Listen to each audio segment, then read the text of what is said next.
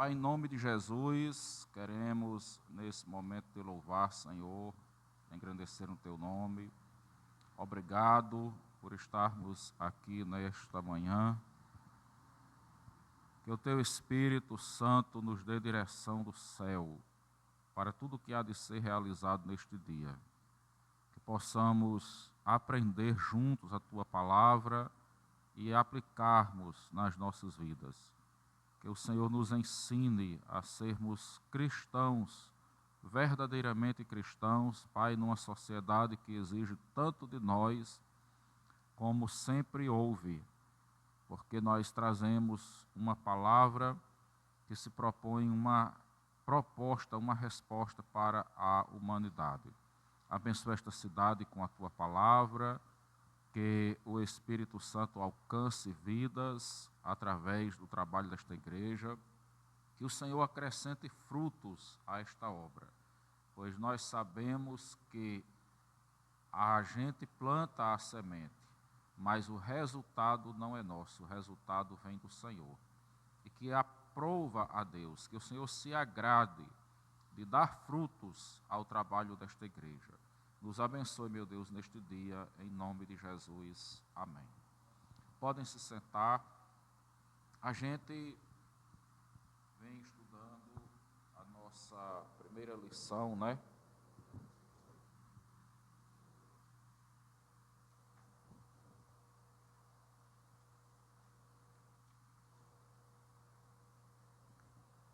E aí eu falei para vocês sobre os tipos de interpretação.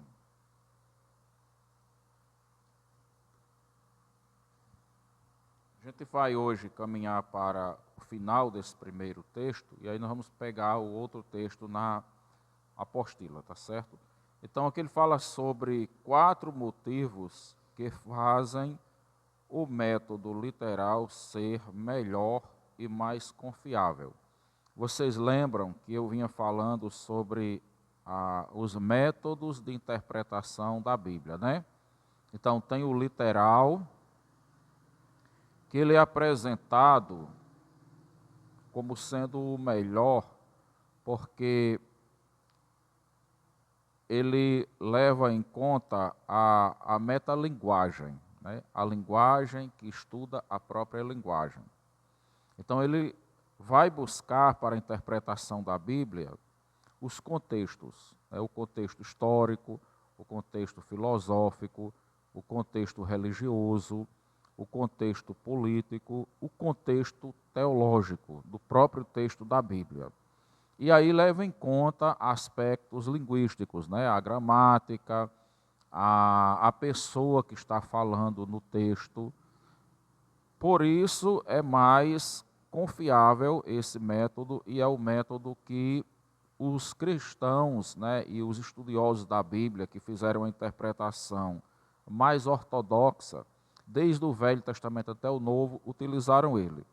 A gente viu depois que surgiu o método alegórico, né, que foi inicialmente implantado por um judeu de Alexandria, filho de Alexandria.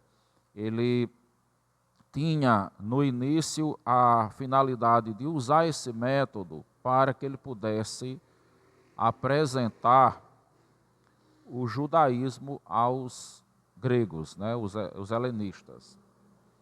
Depois a gente vai ver Orígenes, né, que era um cristão já, ele vai usar esse método, e depois nós vamos ver Agostinho, que foi quem tornou esse método popular dentro da Igreja Católica. O método alegórico ele se tornou oficial da Igreja Católica e é oficial até hoje, né? Se bem que hoje a gente vê vários padres que procuram seguir um comportamento de doutrina muito parecido com os evangélicos, né? Mas o método alegórico ainda é o método principal deles e foi o responsável pelas grandes distorções da Bíblia.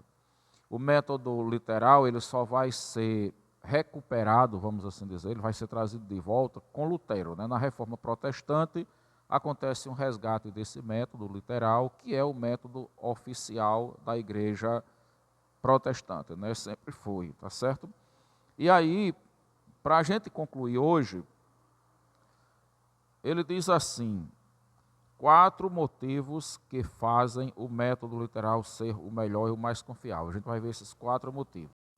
O método literal baseia a interpretação em fatos e procura estabelecer-se sobre dados objetivos, gramática, lógica, etimologia, história, geografia, arqueologia, teologia. Então você percebe que esse método ele é muito eficaz porque, por si só, ele já é um método interdisciplinar.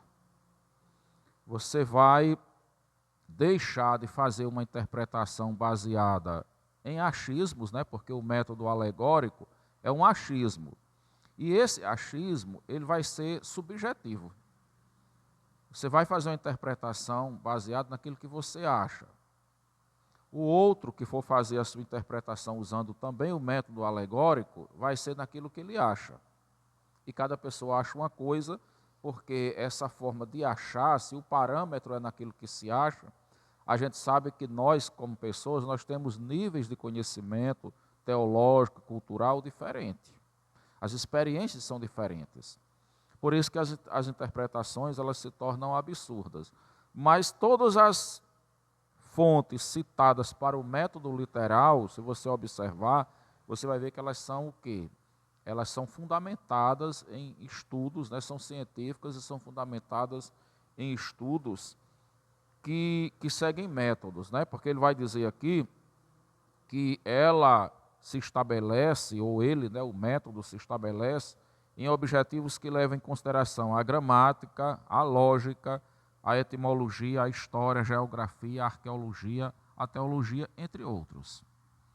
Segundo, exerce sobre a interpretação um controle semelhante ao que a experiência exerce sobre o método científico, a justificação e o controle das interpretações. Terceiro, qualquer coisa que não se conforme aos cânones, método literal, cultural, crítico, deve ser rejeitada ou vista com suspeita.